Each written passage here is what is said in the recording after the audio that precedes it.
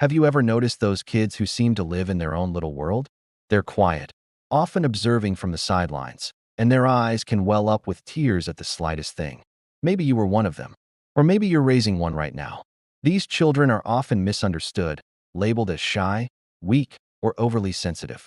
But what if I told you there's a much deeper, more beautiful story happening inside their minds? What if their quiet nature and ready tears are not signs of weakness, but indicators of a profound inner world?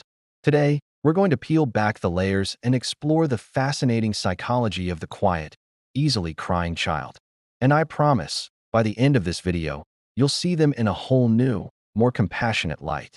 Let's start by clearing up a common misconception.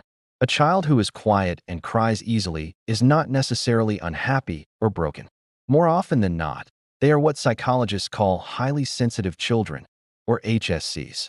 This isn't a disorder or a diagnosis. It's a personality trait, just like being extroverted or introverted. Dr. Elaine Aron, a pioneer in this field, found that about 15 to 20% of the population is born with this trait. That's 1 in every 5 people. So, if you feel like your child is the only one like this, they're definitely not alone. So what does it mean to be a highly sensitive child? It boils down to their nervous system. Their brains are wired to process information, sights, sounds, emotions, subtleties, more deeply than others. Think of it like this. Most people have a standard filter for the world around them. A highly sensitive child has a much finer filter. They pick up on everything. The faint hum of the refrigerator, the slight shift in your tone of voice, the scratchy tag on their shirt, the tension in a room when 2 adults have had a silent disagreement. They don't just notice these things, they process them intensely. This deep processing is a double-edged sword. On one hand, it gives them incredible gifts. Highly sensitive children are often remarkably empathetic. They can feel what others are feeling, sometimes to an overwhelming degree. They're the ones who will notice a friend is sad even when everyone else misses it. They are often incredibly creative, with rich, vivid imaginations. They're thoughtful, conscientious, and have a strong sense of justice. They're the dreamers, the artists, and the deep thinkers of our world. But on the other side of that coin is the reason they are so quiet and cry so easily. Imagine constantly processing that much information. It's exhausting. This is why they tend to be quiet. They're not being antisocial or withdrawn on purpose. They're often just overwhelmed. The noisy, chaotic environment of a birthday party or a crowded playground can be a complete sensory overload for them. While other kids are running around, fueled by the energy, the highly sensitive child's nervous system is screaming, "Too much, too much." Their quietness is a self-preservation mechanism. It's their way of turning down the volume of the world so they can cope. And the crying? That's a direct result of this deep processing and intense emotional experience. When a non-sensitive child falls and scrapes their knee, they feel the physical pain, cry for a bit, get a bandage, and move on. When a highly sensitive child scrapes their knee, they feel the physical pain, but they also feel the shock of the fall, the embarrassment of everyone looking, the frustration of their fun being interrupted, and maybe even your worry and concern. It's a tidal wave of emotion all at once. Tears are their body's natural release valve for this intense buildup of stimulation and emotion. Crying isn't a sign of manipulation or weakness. It's a physiological response to being completely overwhelmed. They cry when they're happy, too, because joy can be just as overwhelming as sadness. Think about it from their perspective. They notice the subtle disappointment on a teacher's face, and it feels like a personal failure. They hear a harsh word, and it echoes in their mind for hours. They see an injustice, even a small one, and it deeply offends their strong moral compass. Their inner world is so rich and intense that the line between their own feelings and the feelings of others can become blurred. This empathy, while a superpower, can also be a heavy burden for a small child to carry. So how do we, as parents, teachers, and caregivers, support these incredible kids? The most important thing is to shift our perspective. We need to stop trying to fix them or make them tougher. You cannot and should not try to change their fundamental temperament. Instead, we need to create an environment where their sensitivity is seen as a strength, not a flaw. First, validate their feelings. When they start to cry over what seems like nothing, resist the urge to say, "Don't cry," or "It's not a big deal." To them, it is a big deal. Instead, try saying something like, "Wow, that really upset you, didn't it?" Or, "I can see you're feeling really overwhelmed right now." This simple act of validation tells them that their feelings are real and that you are a safe person to express them with. It teaches them to trust their own emotional compass. Second, help them name their feelings.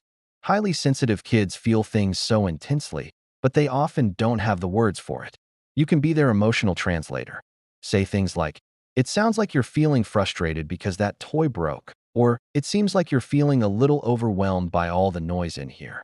This builds their emotional intelligence and gives them tools to understand their own inner world.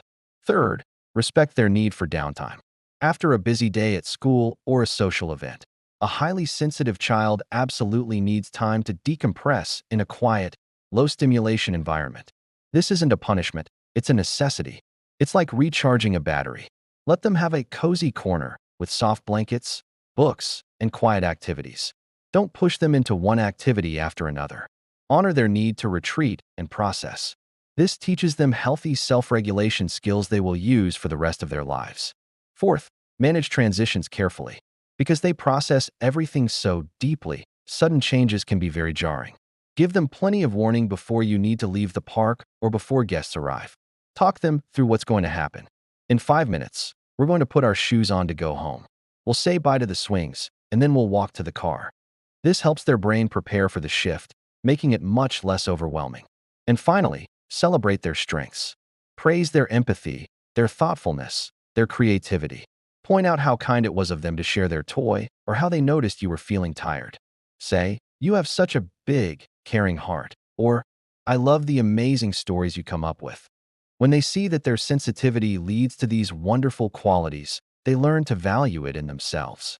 They start to see their quiet nature not as a deficit, but as a source of deep thought and observation. They see their tears not as a weakness, but as a sign of their incredible capacity to feel and care. It's also crucial to remember that what works for one child might not work for another. The key is observation and connection. Pay attention to your child's specific triggers. Is it loud noises? Crowds? Scratchy clothes? Unstructured time? Once you identify the triggers, you can work with them to find strategies to cope. Maybe noise-canceling headphones help in loud places. Maybe choosing soft, tagless clothing makes a huge difference in their day. By providing this foundation of acceptance, understanding, and support, you are not just helping your child survive, you are helping them thrive. You're giving them the confidence to embrace who they are.